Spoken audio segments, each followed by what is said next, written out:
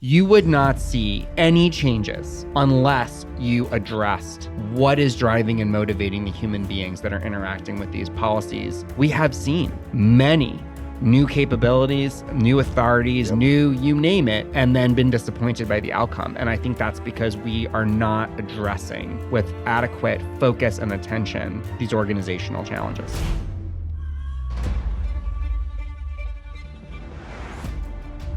I think at times when we talk about sort of defense tech or national security technology, we're talking about it like it is a, hey, fix this procurement thing or fix this policy thing. We're maybe like glossing over the sort of humanity of it. I would be interested sort of in your assessment on sort of current state of tech sort of expertise and leadership sort of in broader PubSec, and how folks should be thinking about, one, coming into it from the outside, or two, sort of incenting and reaching out, to use your bridge analogy. Sort of how do we create sort of more two-way bridges between the technical communities? Sure.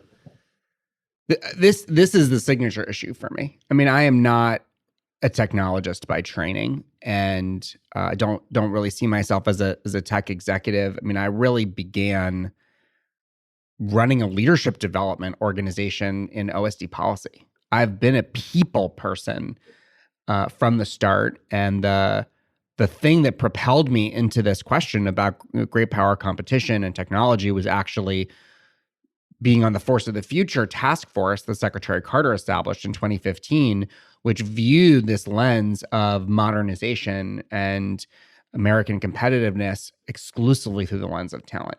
So where I think many people view it as an afterthought, or they see it as kind of the fifth chapter of your 5-chapter study where they say, and by the way, also culture, or and by the way, also talent. For me, it is front and center. And the reason for that is that when we were working at the Defense Innovation Board with Eric Schmidt and all of those leaders, we ended up with this aphorism that really became like the bumper sticker for the whole 4 years at DoD, which was what Eric said in his 2016 congressional testimony, which was a masterwork, if I may say, and sadly still relevant today. And what he said was, DoD doesn't have an innovation problem, it has an innovation adoption problem. And then from that, I went on to say, once we've diagnosed the issue as one not of inventing new technologies, but of adopting them, you know, the skills you need for inventing is not the same skills you need for adopting. Now we're talking about organizational psychology, we're talking about behavioral economics, we're talking about incentives, accountability, organizational design, organizational structure. So where much of the department's innovation ecosystem, shall we say, was thinking about data, cloud, software, AI, hypersonics, quantum computing, you know, name your thing, commercial space, all these technical issues, we have to talk about all those things. Those things are all important, as is the acquisition policy rules and all that. All those things are important. But every time we run into one of these areas, my mind and my heart immediately goes to imagining the GS-14 in the cubicle, imagining the mechanic on the flight line, imagining the colonel of the group of the squadron trying to solve the problem. And I think about all the things that have to happen to get that technology or capability into the hands of the person that needs to use it. And all of those challenges are really a combination of policy and behavior and incentives and culture. And I really look at all these issues through that lens. So we can go deep into different aspects of it. Do we have the right technical talent? Are we empowering them? Do they have the right tooling to use their talent or their gifts? We could talk about, you know, those different workforce issues on the uniform side, on the civilian side. But the opening gambit I would put to you is it's not a tack on. It's the thing. It is the thing. And we could spend 5x the amount of money on quote unquote innovation, however you want to define it. We could rejigger the budget and drive tons of money into R&D or into O&M for new systems or any of those changes you want to make. We could see dozens of new authorities being given to the department to, you know, anything you want. Imagine or fantasy on yearless, colorless money, anything you want. You would not see any changes unless you addressed what is driving and motivating the human beings that are interacting with these policies, these budgets, these things. And so we have seen many new capabilities, new authorities, new, you name it, and then been disappointed by the outcome. And I think that's because we are not addressing with adequate focus and attention these organizational challenges. What is that? I mean, agree, but what does that look like, right? Like, so flip it around and not saying, hey, like name names or anything, Sure. but like, what does that look like? And as you know, we're hurtling into an election year, and Right. post-election, there's gonna be sort of the new leadership team sort of in the department. What organization takes a lead on that? What does that sort of look like at like the practical implementation side of it? Absolutely. So I will give you three ideas. I'm not in the weeds of the specifics, but three conceptual ideas that I think are important. And the first one is we still have an industrial age culture in the department. And we think about the stories we tell ourselves, the mythology of our greatest moment. Every organization's culture is set by that moment that they believe is the apotheosis of their values and their ideals. And I believe for DoD, that is Normandy.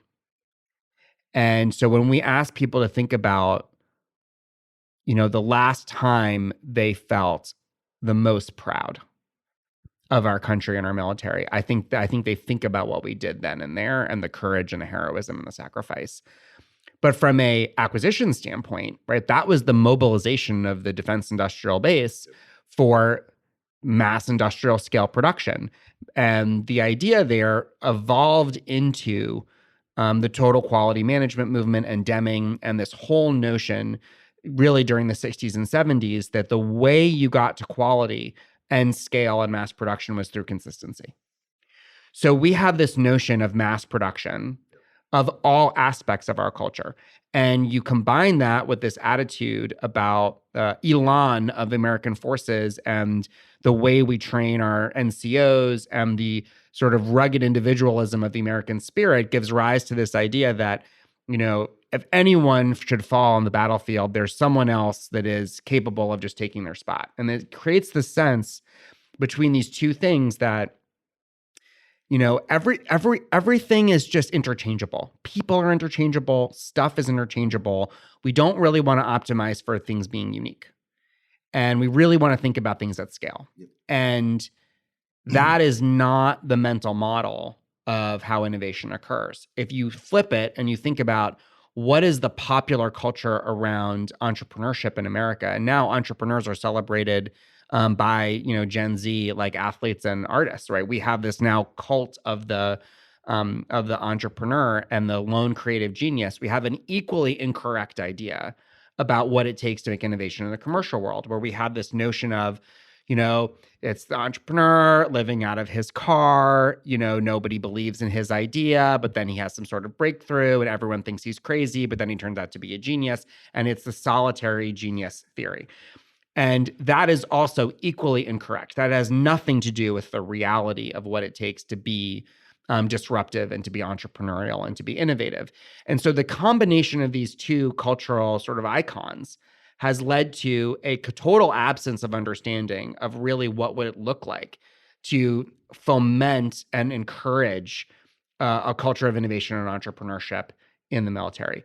The reality is instead that it is true. There are specific personality traits that we can select for and optimize for in leaders that are designed to operate in a countercultural environment and operate in ambiguity and uncertainty. And it is also true that those people require an ecosystem. They don't work alone. They have to have groups. And so one of the things Ash Carter used to talk about is not tearing down the walls, but boring holes through the walls. And we interpreted that idea as this notion of precision versus bulk. And so when we think about talent management and human capital, we tend to think about it in the industrial model that I described. And if you want to try to change something that large, 2 million souls as civilians or in uniform across one of the largest organizations on the planet, you can't change that organizational design or that culture or those prevailing norms overnight. So you can't design the entire system for those behaviors. What we need to do instead is, instead of making bulk transformation, we have to think about precision transformation, creating individual organizations and units, not just one at DIU, but marbled throughout the organization, that are optimized to operate for different rules. And instead of saying, okay, well, we're going to use the one size fits all policy where we're going to treat all general managers of units, like, all of your first sergeants or all of your sergeants or all of your lieutenant colonels the same. Instead, we have to think about creating a cadre of people that have been selected for their, for their cognitive traits, for their psychological traits, selected. And instead of treating their, rabble-rousing, renegade, countercultural behaviors as being things that we need to optimize against, we have to think about doing things that we optimize for. So whereas I hear personality-driven as a pejorative term used everywhere, I mean, like, well, that, I'll give you a very specific example in a moment. That won't last, it won't scale, it's personality-driven, that's bad. I see it completely the opposite. We understand that we want to optimize certain personality traits for all kinds of different fields: combat medics, special operators, test pilots, you name it, right? And so we just need to think about having a selection, recruitment, training, rewards, and a process for people that are designed to be kind of innovation officers, innovation commanders, one of those leaders, because we are optimizing for a different set of traits and skill sets. And we're not trying to change the entire general purpose force or all of the infantry to look like Silicon Valley. That's obviously a recipe for catastrophe.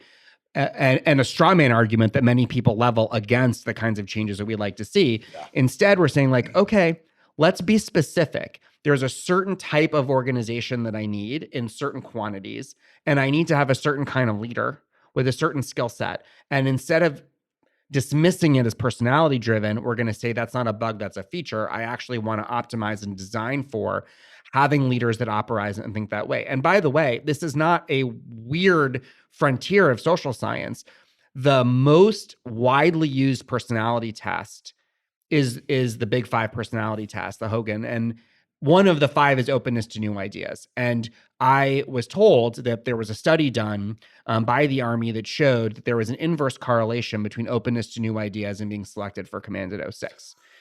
And so we are optimizing for a promotion system over decades that is seeking compliance behavior and seeking excellence, right? People that are trying to drive slow, gradual, incremental improvements of consistent behaviors, not people that are experimental and willing to take appropriate risks. Because again, we have this idea that the commander at the 06 level, the GS-15 general manager, is being optimized for consistency at industrial scale. And let's talk about what we see being the real story of innovation at all these companies. It's not just Steve Jobs. What it actually is, and this is the work of Clayton Christensen and the work of Adam Grant in his book Originals, and on all of the social science around what generates entrepreneurial behavior in large organizations, intrapreneurship rather than entrepreneurship. What works is they all end up creating some small organization, probably in another building, with, what Jeff Bezos would call 2 pizza teams. They are very clear requirements. They're having frequent interaction with users. They have lots of time and budget pressure, and they're off doing something else because they are not an execution organization. They're an exploration organization. These are the same ideas that Steve Blank and the whole crew at Hacking for Defense talked about. It's the same ideas that Eric Ries writes about in his Lean Startup, right? Yep. So we need organizations like that. So what I heard all the time is, why do we have 10 software factories? Then I heard, why does DoD have 20 software factories? Now I hear people complaining, why do we have 40 software factories? Well, it's for a very simple reason. If you're a modern software developer, you're using some form of agile software development methodology, which means you've escaped the mindset and you're now in a more experimental mindset. And so the reason that we have all these different software factories or all these different works or the different organizations is that you have groups of people that want to operate according to a different set of norms, right? They have a different software, a different operating system for their organization. And they're acting that way because they've latched onto the places in our economy where that kind of behavior is encouraged and supported. And that's what I would do. I would just create these oases of places where we are using these different ideas to allow them to operate differently. And you wouldn't need to have all the organization do it. You would need to have about 15%, because that's what Everett Rogers tells us about innovation adoption curve. That's all you would need.